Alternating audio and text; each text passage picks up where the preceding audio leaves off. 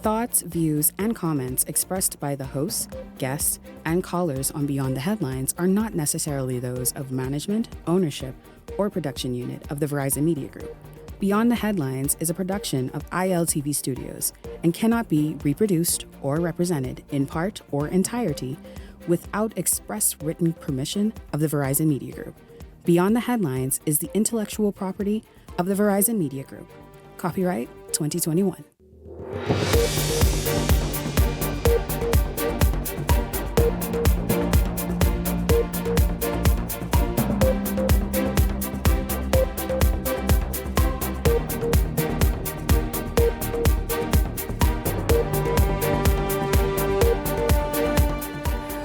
Good evening. Coalition of Independents is gearing up for elections with its Vision 2030 candidate launch. Many say Bain made an impressive showing. We go in depth tonight. Also tonight, Prime Minister Davis is defending his administration's travel budget. We hear him explain just how the administration spent $10 million the first half of the fiscal year 2024-2025. And as the egg debate quiets, questions about the Golden Yoke program are getting louder. So what's the story? We get behind that as well. This is Beyond the Headlines. Good evening. I'm Shanique Miller. It's great to have you along this evening. The election machinery is in full effect as supporters of the Coalition of Independents are building on excitement after the official launch of 29 of the candidates who will vie for your vote in the 2026 general election. Coalition of Independents candidates and supporters gathered at the Fusion Superplex for the highly anticipated launch of the party's candidates. The event themed Vision 2030 will serve as a platform for the COI to outline its plans for the future. Coalition of Independents leader Lincoln Bain stressed that the launch is about more than just introducing candidates. It's a chance, he says, to present the party's vision for growth, empowerment, and development for Bahamians across the country. Well, Lincoln joins me this evening to talk about what many are describing as a successful official showing, first showing for the COI. It's good to have you here, Lincoln. Good evening. Welcome to Beyond the Headlines. Thank you. It's always great to be here. Listen, you must, I see you smiling widely. Many people who watched the live stream or however they watched it or saw clips thought that the COI appeared very coordinated and very intentional in its first official showing. What went into bringing that together and bringing to the public 29 men and women who will vie for their vote and support in 2026? Well, I'll tell you this, this is not our first official showing. Soon after the general election in 2021, we had a rally on Arwaki, and it was very well attended. It looked like a major rally of a major party. And so people should not be surprised. We've had conventions, we've been traveling, we've been doing a myriad of things that you would expect from an A group. We're not a third party, we are an alternative party, and we're ready to take this country to another level. Well, you certainly you're presenting it that way, absolutely. You're showing up that way, and that message is now beginning to be very visible. Let's just talk about how well oiled this machinery is. Obviously, it takes a lot of resources to do what you're doing. You seem to be positioned quite well. Most of the people attracted to the COI are intellectuals and entrepreneurs and people who think, people who don't just say, I'm a PLP or I'm an F&M, the cult mentality. Most people like that, they just vote for party. But the people attracted to us are attracted because we present facts, we present information, we encourage people to research and not just listen to anything the politicians, including us, are saying to you. So we've been attracting entrepreneurs and these kind of people, and you can see it when we do something, we do it right and we do it well. And so attracting this level of Bahamian, the thinking Bahamian, not the Bahamians who are just going to say, I'm just a PLP, I don't care what they say, what they do, Grammy was a PLP or Grammy was an F&M. Those kinds of people need to learn to care about the Bahamas first. And what you're seeing is that a lot of Bahamians are waking up. Our first effort was to educate the Bahamian public. And these newly educated Bahamians, once you wake up a person's mind, once a person's eyes are open, you can never close it again. Once your mind is stretched, you can't contract it again. And so that's what you're starting to see with the Bahamian people. They're waking up. Yeah. Now, I want to put this out there and get your response. You seem to be ahead of everyone else. I mean, you have 21 known candidates who will be vying in 2026. 29. 29. Yes. Yes, 29 known candidates who will be vying in 2026 for the vote. Obviously, you said you will roll out of the remaining shortly. But let's just talk about the fact that as it stands right now tonight, you're kind of sort of out front. Yeah, so we rolled out the majority of our candidates last year on September 16th. We're not playing with this. Election came and went, and we kept working for the Bahamian people. We were out there working, and many people respect that, Shanique. They see that we didn't just take a break like parties normally do, take a break for 3 years after election and show up when it's time to campaign and then try to show that they love the people. We have been fighting for the people. They've been seeing us. And the candidates that have come forward are regular Bahamians, mostly entrepreneurs, but qualified people. You're seeing doctors, lawyers, and accountants, and these people, but you're also seeing contractors and teachers and former police officers. People from all walks of life have decided that our country's not going in the right direction, and so I want to put myself forward. And so that's what these people are, and that's what you're seeing. Some activists, but also real professional Bahamians who said enough is enough. So not the same old names you're used to seeing these political people who they just come, show their name, and when they get in, they have no effect. They're very ineffective because they have to do what the party tells them. Mm-hmm. But we are the coalition of independence, which means we're independent thinkers. Some people say that's an oxymoron. How can you be a coalition of independence? No, it's a coalition of independent thinkers, which means we're not going to have a whip. A parliamentary whip. You can vote against your party. And this is how it should be in a first world country. You're going to try and change some of that Westminster... Westminster is gone. We are going to come to the Bahamian people for us to go to a republic. And that is in our plans. We need to now go republic. The old way is not going to work for us anymore. We need a new Bahamas. And so we put together a group of qualified people who are going to start this process. About this group that you've put together, and we will, I guess, hear about some of them and what they come to the table with in a minute. But people are saying, your eyes are really sort of up the totem pole, not just here to be a spoiler or but to actually, if not the top spot, then become the official opposition. What is the COI moving forward throughout the remainder of this year and into 2026? What's your vision really? We have one objective, and that is to save this nation. We believe that if we do not win this election, this country is gone. After 51 years, it's 51 years of failure. Not saying that anything wasn't done, but it's failure. We're still, in 50 years later, talking about water and electricity in Eleuthera and throughout the country. We're still talking about things that you don't think about when you go to other countries. When you go to Miami, you don't think about the electricity.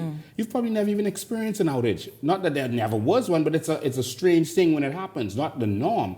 Water, if you are stuck on a desert island, the first thing you look for is water. Mm-hmm. I mean, and 50 years later, we're still talking about these things, and they're bragging about potholes. When countries like Haiti has freeways with overpasses. Jamaica has freeways with overpasses, a 3-mile overpass. And we're still talking about potholes. Come on, man. We have to think bigger, and we have to do differently. And so we have to save this nation. We're going for the whole hog. We're going to take the government, to take this country to the new Bahamas. Our politicians have been failing us. Our healthcare is horrible. 70 years, and the only hospital built was built by the UBP. The PLP and FNM making $3 billion a year couldn't even build a hospital. My Lord. All right, and so education is in the slumps. Yes, we built some schools, but we didn't build quality schools. We have to take our country to the next level. How do you do that with, for example, looking at the education system and how it's turning out students in 2025? How it's turning out students now in this 21st century, students who by all intents and purposes, are ill-equipped for this new Bahamas, this Bahamas that continues to evolve? It's almost like they want to keep Bahamians dumbed down so we won't know better and we will keep voting for them. But our Vision 2030 is a compilation of different books that focuses on different areas. Our plan for education is 80 pages long, and you can go to our website, coalitionofindependence.com, and you can see some of them now. They're still loading. These are big documents. So our vision for education is 80 pages long. It shows the who, what, when, where, and the how it's going to be done. Our plans are different than any other plans you've seen. It shows a full, it's not bullet points. It's a full comprehensive outlaying of what we're exactly going to do, where the money is coming from, and how we're going to do it. What happens year 1, what happens year 2, what happens year 3. This is a real plan that we have needed. It is shameful that after all these years, not one government has thought to present a real plan to this nation. I'm not talking about a little manifesto, but a plan that you can actually see, not bullet points. And so in 2014, the government was paid by the IDB $450,000 to create a national development plan. That's 2014. They had a big launch and say, oh, we're going to do a national development plan. This is 2025. We still don't have that. They were given the money to do it. We are presenting you a plan better than their national development plan, and no one gave us any money to do it. We're doing this because we're Bahamians who want to give back, and that's the level of operation. Education, for example, you're going to see how we change everything. We revolutionize it. Everyone learns differently. There's 8 different ways that people learn. And so they're going to identify at an early age how you learn. Some people are academic, some people are dexterous, they work with their hands. Some people are sports-based, some people music. And we're going to identify those kids' skills, and we are going to push kids in different schools that can focus on the way they learn. And so our problem is we have always judged a fish on its ability to climb a tree, and then we fail that fish.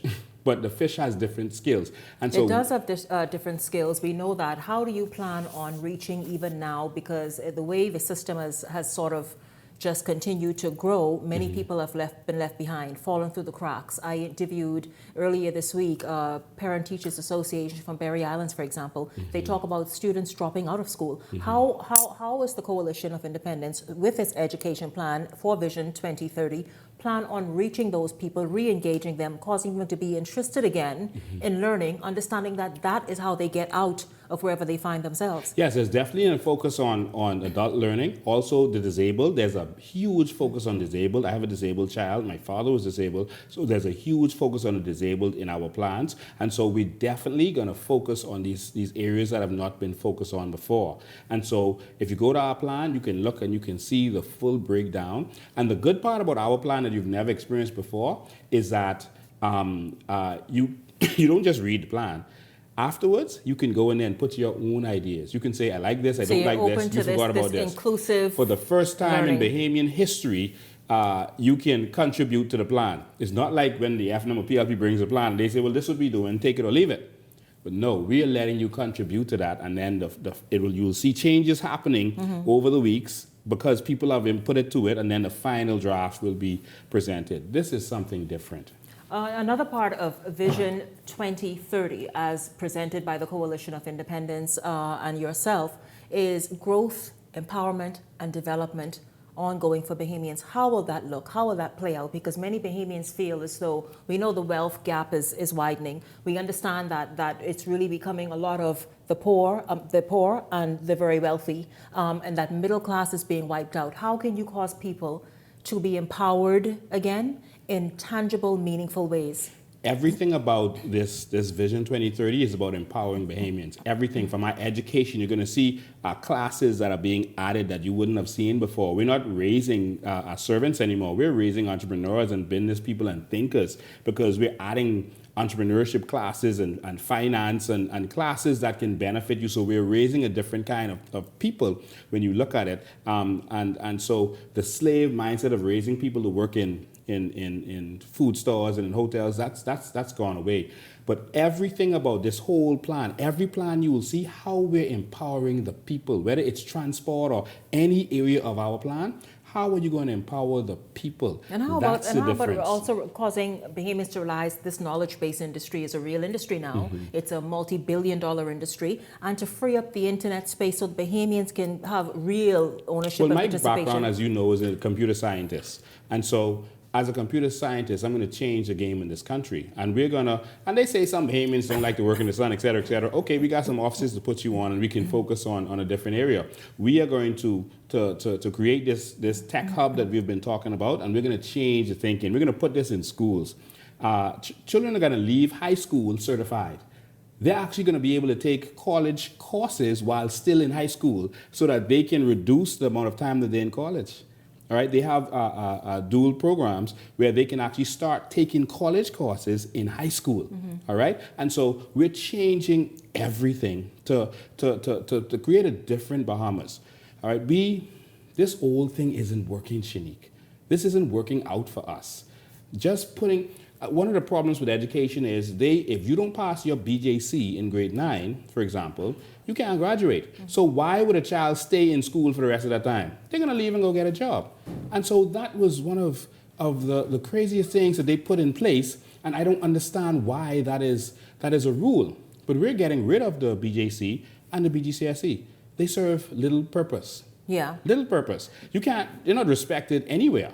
And so we are going to remove them, and we have end of year exams that we can take that can actually point kids in the right direction. You're still going to have the SATs and et cetera that qualify you to go to college, but we're going to remove those things that is useless, and we're going to change the system. Lincoln, the Bahamas, like the region, is plagued with non-communicable issues and diseases as a result of lifestyle. A recent report talked about the fact that the region, including the Bahamas, the lifespan is dwindling somewhat because, again, just of what people are eating. What does Vision 2030 have to say, and how will you address lifestyle issues, the quality of food, the access to good food, the shift in mindset that's necessary that people must learn and must be able to tap into in order to realize full, wonderful quality of life and healthy life? Two things. We need to grow our food. All right. We have 700 licensed farmers in the Bahamas, and we have 700 islands in 2 different temperature zones. And so we can grow anything that they can grow anywhere in the world. Anything. And so we're going to have to start farming, and we're going to subsidize farming and meaningfully. Heavily. Yes. They're bragging about buying eggs from somewhere else now. I mean, I don't understand that. That's an epic fail. Eggs is very simple to do. You just buy the chickens, and the chickens lay eggs every single day. How simple is that, Lincoln? When the thought is, listen, you can't find these, I guess, laying hens and all the rest of it. I'm no chicken scholar. I'm just saying, though, there's a science to it. So you simplify it like this, but in essence, to hear the people responsible in that area of agriculture, it is just more that goes into it. So how can you bring real transformative answers and solutions to us having eggs, for example? They are laying hens all over the world. And if feeding ourselves is important, then we should spend money on that more than we spend money on travel. All right? We need to invest in it. Buy the chickens from where you have to buy them from, and put them on the farms and let them lay eggs. It's simple as that. All right? We shouldn't be bragging about buying eggs from somewhere else. That's like you invite a man home for dinner. You say you're going to cook him dinner, and then when he looks his Popeyes, you put in the plate. Dinner. Yeah, but you said you're going to cook him dinner, but you buy it from somewhere else. No. And so we need to think differently. But we're going to invest heavily in farming, and you can see the plan on our website, heavily in farming. But another problem we have is the healthcare. We are feeding ourselves bad food, and that's because the oligarchs are making money from importing food. So they don't want you growing food here. So they killed the farming industry in this country. Laws that our governments have put in place killed farming in this country. All right? And so I don't have time to go into the details, but they killed farming when it should be something we do. But healthcare, we're going to provide real and good healthcare. It's extremely important, and even preventative measures. It has to be a part of any national plan moving people forward are that you mentioned. But what we're going to do is we're going to have preventative healthcare, which actually focus on making sure you stay healthy. Because our healthcare is expensive right now, and the reason it's expensive for the government is because people don't really take care of themselves until they are in stage 4. When they find out they have a disease, they're in stage 4 and they're in problems and they're chronic. And so what we're going to do is we're going to make sure that you're a part of a plan, all right, called the Life Assurance Plan, which means that if you're a part of that, you're going to have a officer assigned to you, all right, a health advisor, and they are going to make sure that you get your tests every single year. If you're predisposed to something, maybe every 6 months. But they're going to make sure that you are doing what you're supposed to do, and your tests are going to, most people can't afford tests, and that's one of the reasons they don't test. But now we're going to make those tests free, so up front, we stop you from getting sick.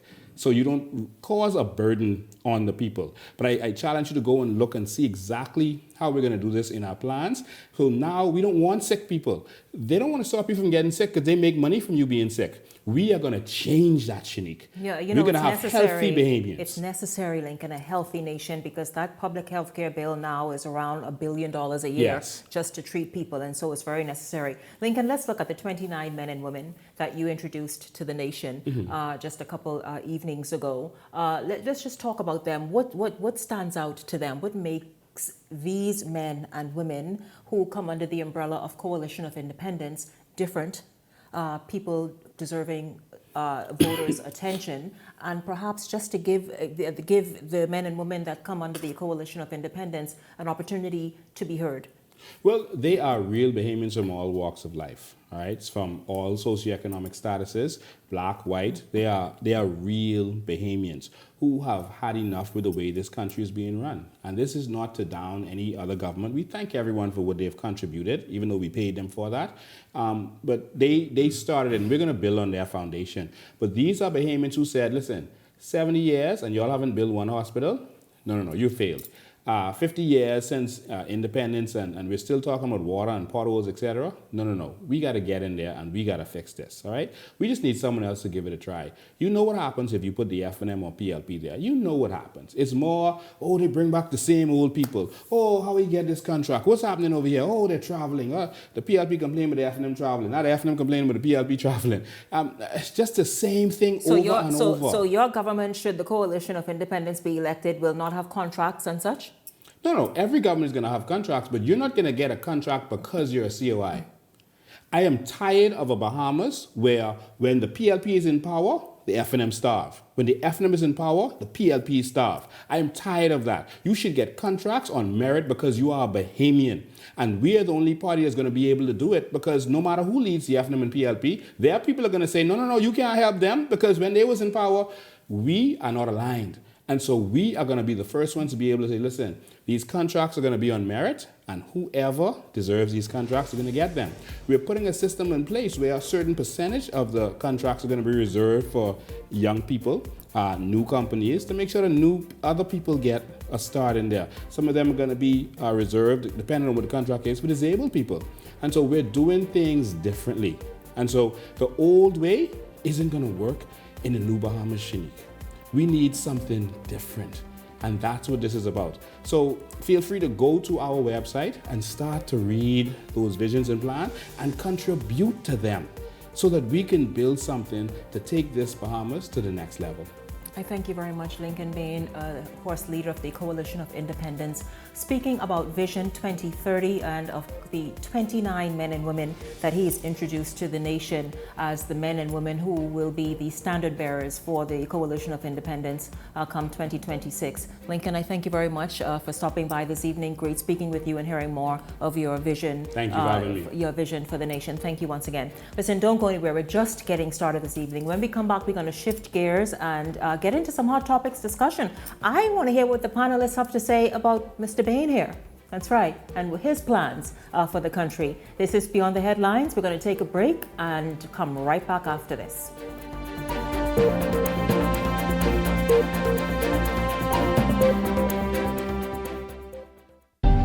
Cancer Treatment Centers of America is now City of Hope, creating one of the leading cancer care and research networks from coast to coast, providing more of what you need. More locations means more care closer to home. More specialists means more expertise. More research means more breakthroughs. More advancements means more treatment options. And more options means more hope. Call now to get more of the care you need. What? You don't know what TDC is? Tourism Development Corporation? You mean the Ministry of Tourism? No, that ain't the same thing, buddy. The Tourism Development Corporation helps develop and grow Bahamian businesses in the tourism industry. You know what I say, buddy? Oh, yeah. Develop and grow. You don't know what all the things saying do? What does do? Check the website one. Start your journey to ownership of our #1 industry today. Log on to tdcbahamas.com. Comfort Suites Paradise Island is the best kept secret in the Bahamas. Located directly next door to the Atlantis Resort, you'll receive all the privileges of an Atlantis guest with all the benefits of a Comfort Suite stay. Enjoy everything Atlantis has to offer, including Aquaventure Water Park, plus all the amenities of Comfort Suites. Free Wi-Fi, free breakfast daily, and kids stay, play, and eat free. Visit ComfortSuitesPI.com. Who are the boss for dancer? International events and production. Alive, Bahamas Air, Everybody Wins Live, and Field of Vibes Bahamas Weekend presents the Evolution Concert on Saturday, March 29th at Clifford Park, featuring Vibes Cartel and Friends. Bahamas, Nassau, where is this Saturday the 29th of March? It's one of the biggest events to hit the shores of Nassau, Bahamas. Get ready for Addy the Teacher, the Dancehall King, a.k.a. the World Boss, Vibes Cartel. Real bad man, no muggle in a shot. Log into our official airline Bahamas Air for travel specials. It gets better. We're also giving away a brand new Cybertruck. And up to $50,000 in cash and prizes at the concert. Compliments of Everybody Wins Live. Log into our website, feelthevibesweekend.com. For tickets, tables, skyboxes, and more info. Visit Ticket Flair or email intlevents242@gmail.com. WhatsApp or call 1242-808-2369. I remember Cartel I go did it. If you enjoy watching Beyond the Headlines, take advantage of our exclusive offers with 4 15-minute interview segments at $1,200 and 20 30-second TV ads at $2,000. Contact 557-0258 or 557-0259 for more information. Go beyond with Beyond the Headlines. This segment of Beyond the Headlines is brought to you by EV Motors. Drive the future with brand new 2024 electric vehicles. EV Motors, powering your journey.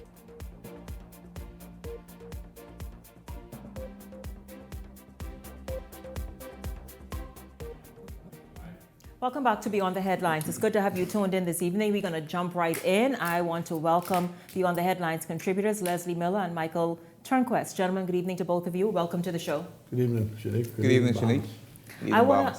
I want to jump right in. Of course, you all saw in the first segment, I had the leader of the Coalition of Independents, Lincoln Bain, a few evenings ago. He really did an unveiling and an official launch of Vision 2030 and also 29 of his candidates in the upcoming general election.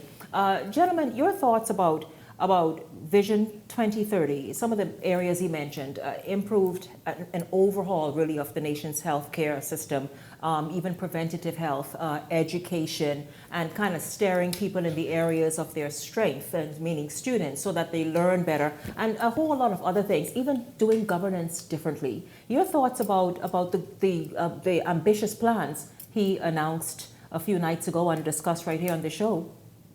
You know, Shanique, I think a lot of political parties, we've seen it over and over. DNA, even sometimes you see the F&M, the PLP, a lot of them come up with these visions. Implementation. One thing I've always found in the private work sector, the hardest thing for a lot of companies to do, then is either any type of projects that they might, whether it be, I don't care if it's a $40, $50 million project, is implementing and project management where you have to bring it bring the project in on time within budget. And I think budget is mainstream, especially for any government and anyone taking over at any point in time with the debt that we have at hand.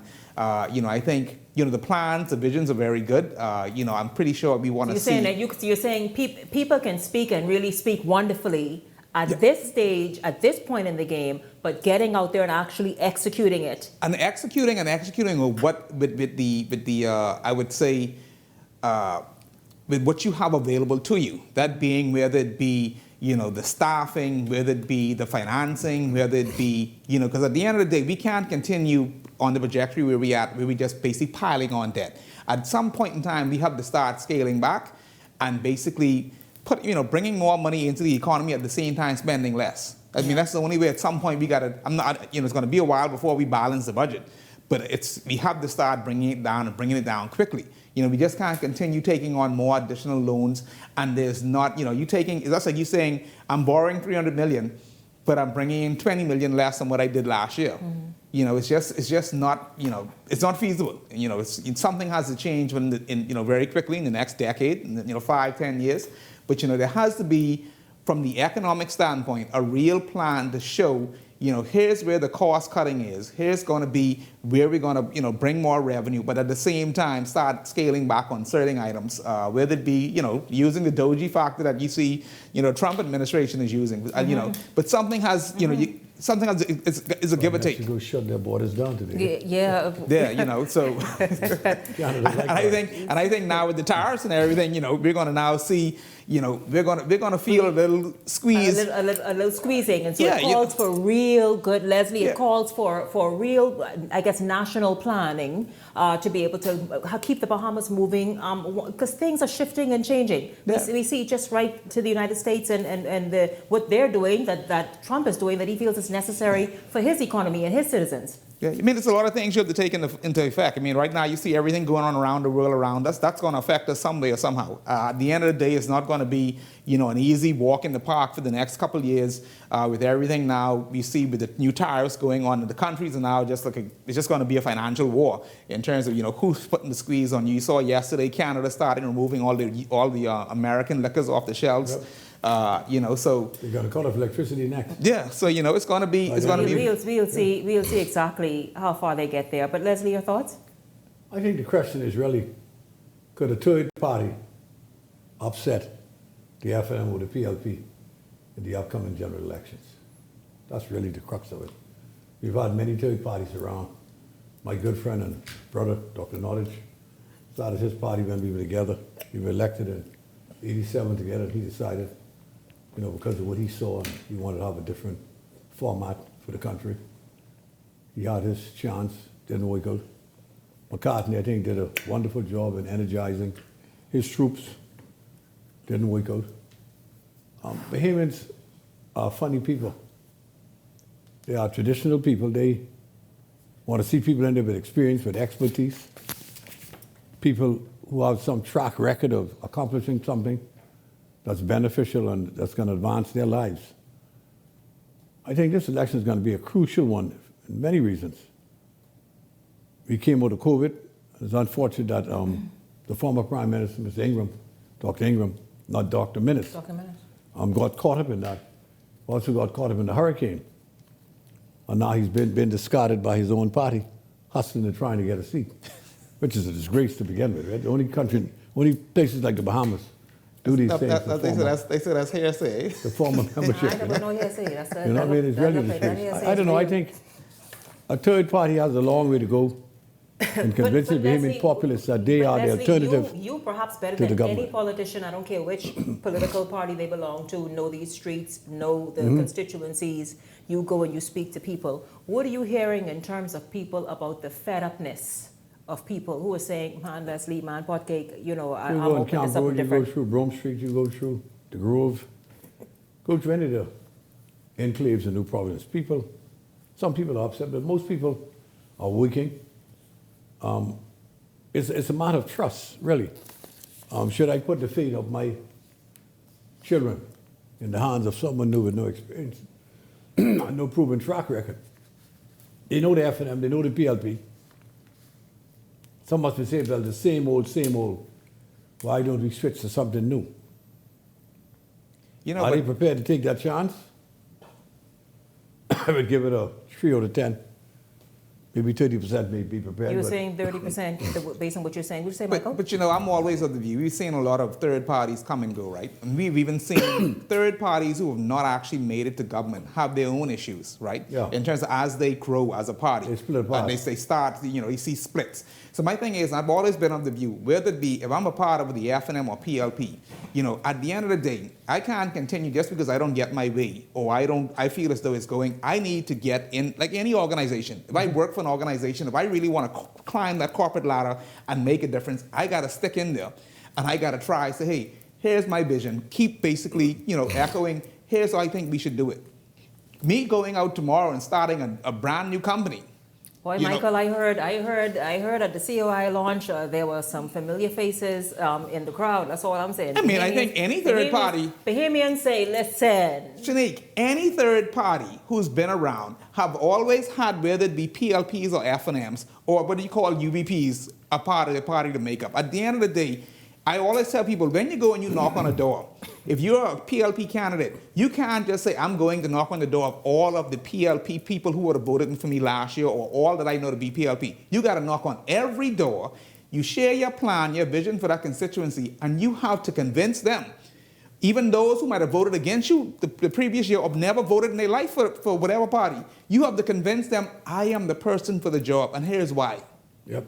And at the end of the day, before leaving, ask them, will you vote for me? Yeah. And you know, bear in mind, too, the behavior is like anything new. They want to go to, they say, I want function, go in there.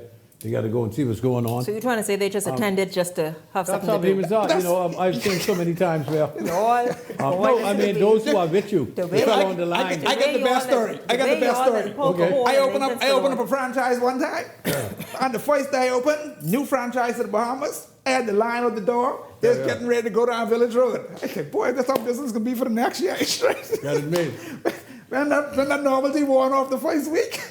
I say, where the people Where are There's they? an interesting election coming up. Both parties are going to have a great load of money. The COI, look, they have money too. I asked Lincoln. I don't know where they get it from. I don't know where they get it from either, but I tell you this. I asked him. You didn't write a check. I think Leslie doing a quiet funding because I said, wait a minute, it looks like your wheels are well oiled. And he didn't deny it. It's going to be interesting to see how the election pans out. The quality of candidates going to be very important. One thing I know for sure, people don't vote for you, they vote against you. Mm-hmm.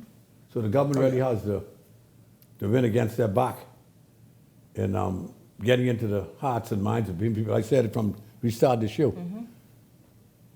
Nobody voted for nobody in this last election. Mm-hmm. They wanted to get rid of Minnis. Yeah. And they did that. Now the other parties are on the chopping block.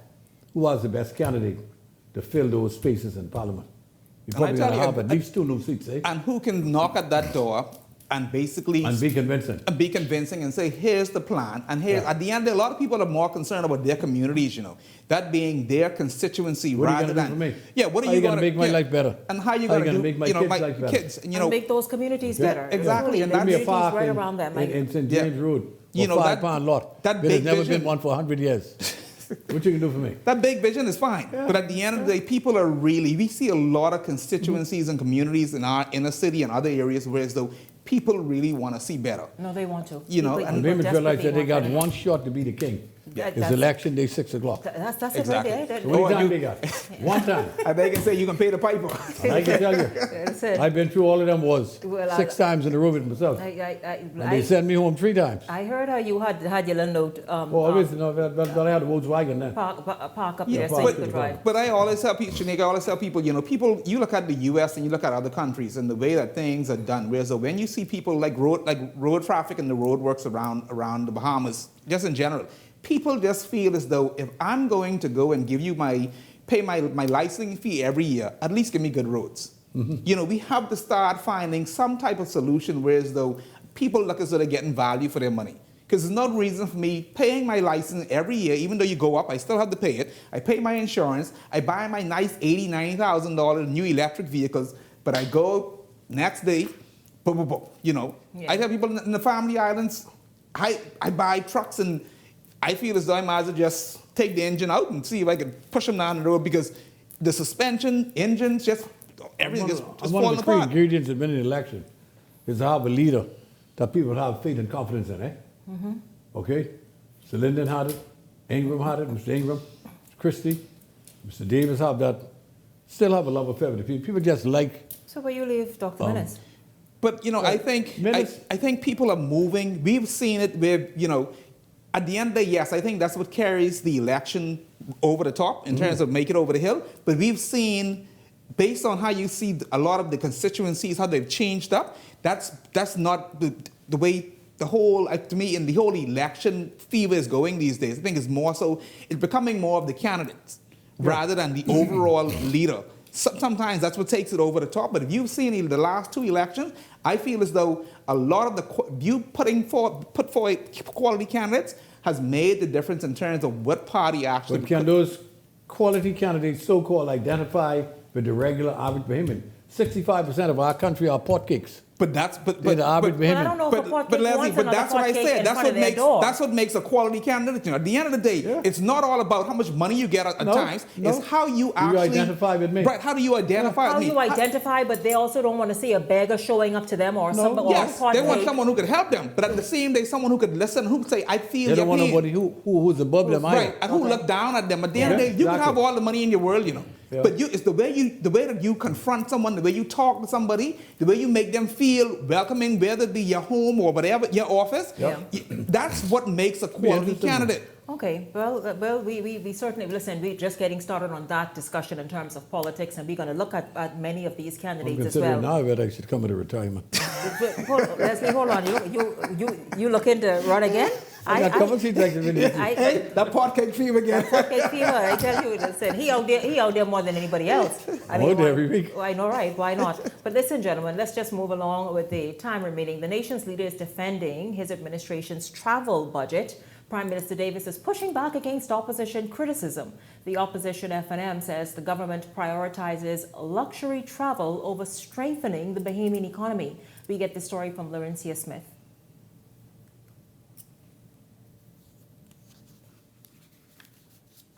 Record investment in the pipeline, including the $1.5 billion in Grand Bahama alone.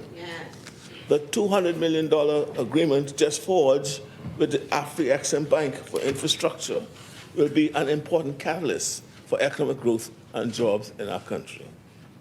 The partnership, Madam Speaker, with the Nature Conservancy and multiple other collaborators is worth $124 million to our country. The size of the travel budget has been a long-standing point of contention for the opposition. East Grand Bahama MP and Shadow Minister for Finance, Kwesi Thompson, criticized government, accusing them of prioritizing luxury travel over a budget in the best interest of Bahamians. This government justified the excessive spending while Bahamians are crushed by the high cost of living. The entire government spent $10 million in just 6 months, which is 80% of the full year's travel. Now, instead of cutting back or being accountable, they have the audacity to increase the travel and subsistence budget by another $3.6 million. Thompson also took aim at the November 2024 COP29 Climate Summit. That delegation was led by Prime Minister Davis. The government reallocated in their midterm budget $330,000 for this trip. $330,000 for this trip. But somehow, over $800,000 from the budget reserve, money that is meant for unforeseen national emergencies, was also used and labeled as climate change expenses. But Davis argued that government's travel has yielded tangible results, including strong international partnership, increased investment, and greater advocacy for the country. In the world stage, on the world stage, has meant the Bahamas is hosting more important events and hosting leaders of the world. That's what we've been doing. So I think it's important, Madam Speaker, for Bahamians to know that many of those who travel, see, it's not just me who's traveling. Many of those who travel are young Bahamian experts. Now, Janae. We're going to discuss that when we come back. There you have it, Prime Minister Davis answering to the ongoing criticism of huge travel budgets, kind of laying out exactly how it's paid off and also how it continues to pay off. I'll hear what the panelists have to say after this break. Stay close.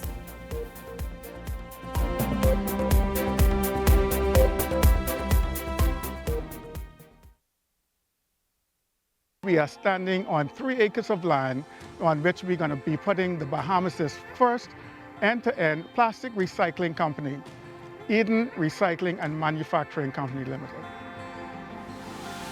Eden has 2 arms, recycling and manufacturing.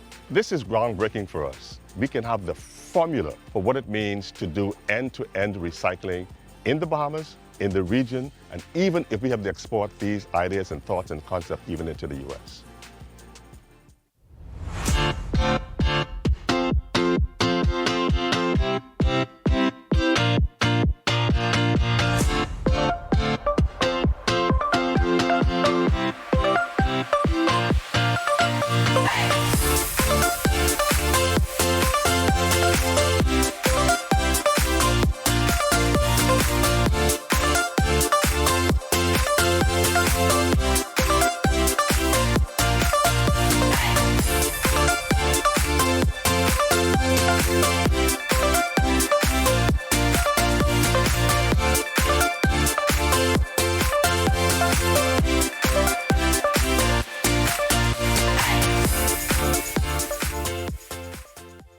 Island Lux Sportsbook is taking you to the NBA playoffs.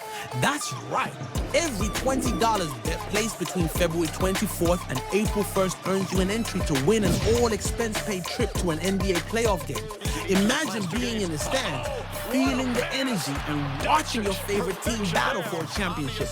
The more you bet, the more chances you have to win. So don't miss out. Place your bets now at Island Lux Sportsbook and get ready for the experience of a lifetime. Weekly drawings every Tuesday at 3 p.m. starting March 4th. Visit islandlux.com/sports for more details. Who's ready to fly off to the NBA playoffs? So you want a space. But not just any space. You need something with a little more potential. So how about 1,000 square feet of room to play with?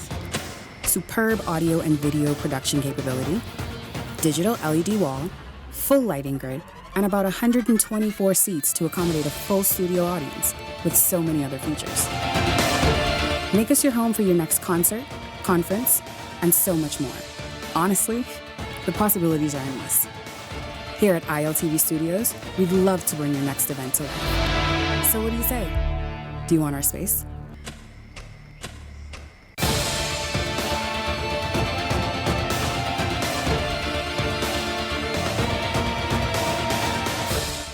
If you enjoy watching Beyond the Headlines, take advantage of our exclusive offers with 4 15-minute interview segments at $1,200 and 20 30-second TV ads at $2,000. Contact 557-0258 or 557-0259 for more information. Go beyond with Beyond the Headlines.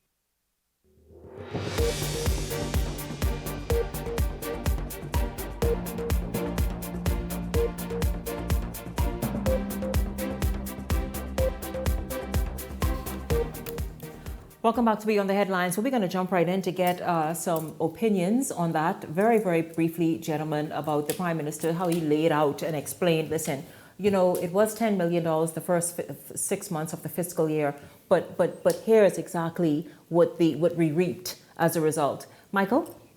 Shanika, you know, if we're getting, at the end of the day, there's technology out there.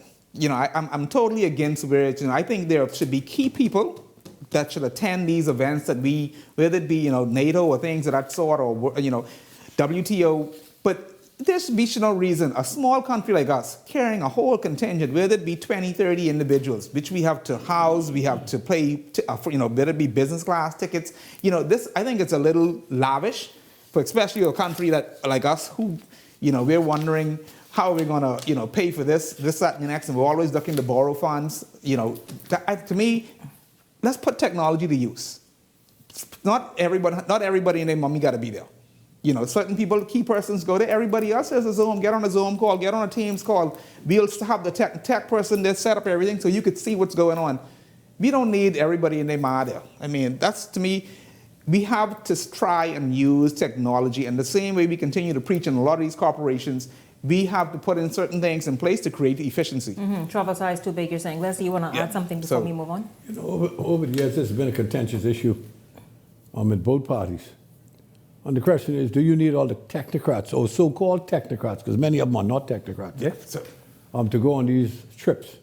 And is it necessary? Hopefully these people not go first class or business class, which can cost 3 to 4 times as much as a regular seat on the plane. You're going to the same destination. Okay, I just think the government need to take a second look at contingent that has to go on these trips and whether it's really necessary to take the caliber of people that they take on these trips. And try to curtail your traveling as much as you can. One of those essential meetings that's going to benefit the Bahamas directly. I know you have to go on to like the government, the heads of government meeting. That's necessary. Most of the meetings in Europe, to Brussels, I went there 4 times as Minister of Trade and Industry. That was necessary because they're giving us funds. And if you don't be at those meetings, you're not going to get the benefits. I know when I was Minister of Trade and Industry, for 4 years, Chicago Line never went to Brussels. And when I went there, we had some 18 million euros left, and they gave it all to the Haitians. And I tell them, that ain't going to happen. I care for our money. And we got $15 million back. You know, those things, and some of them are very necessary. But as far as the array of persons wanting to travel, I would guess those people got a hell of a lot of miles. They could probably travel for a couple of years on the mileage that they would have put on their cards, you know.